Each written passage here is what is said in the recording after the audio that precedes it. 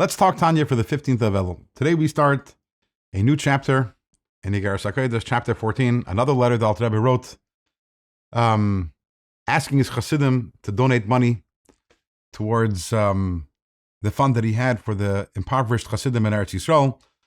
And besides for the appeal for tzedakah, also this letter is going to give us insight into how to keep our mitzvah observance fresh, exciting, passionate, and how not to fall into the trap of allowing it to become boring and stale.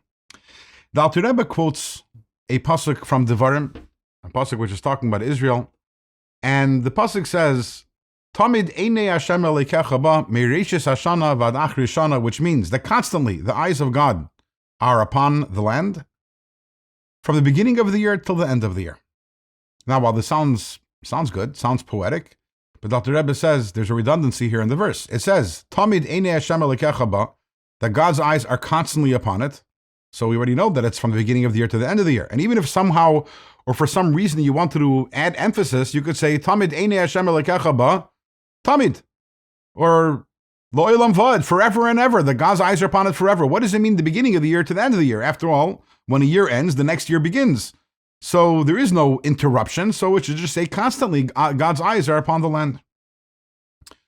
So in order to answer this question, the Alter Rebbe explains something that we've talked about on different occasions, which is that all the energy that enters creation all comes through Chachma, God's wisdom. God's wisdom is the first of the divine attributes, and that is where the infinite light of God enters into creation.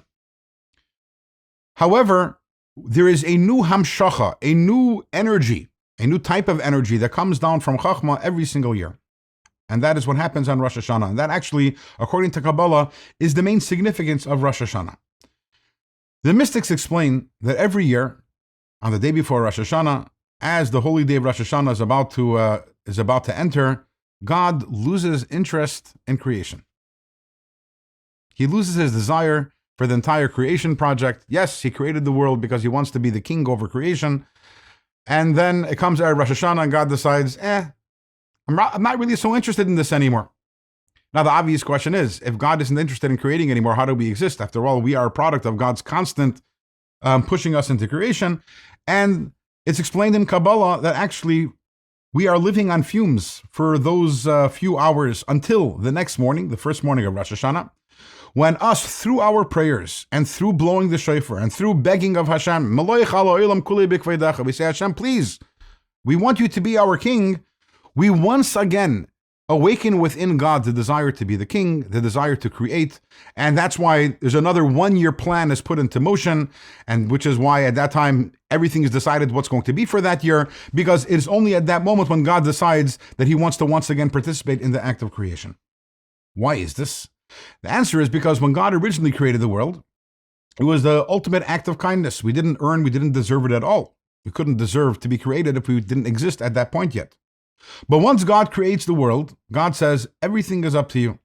Even my desire to create the world is something which you have to arouse. And that is something which we do every single year on Rosh Hashanah. The Kabbalistic terminology for this is called Binyan HaMalchus, that we are, so to say, building God's kingship.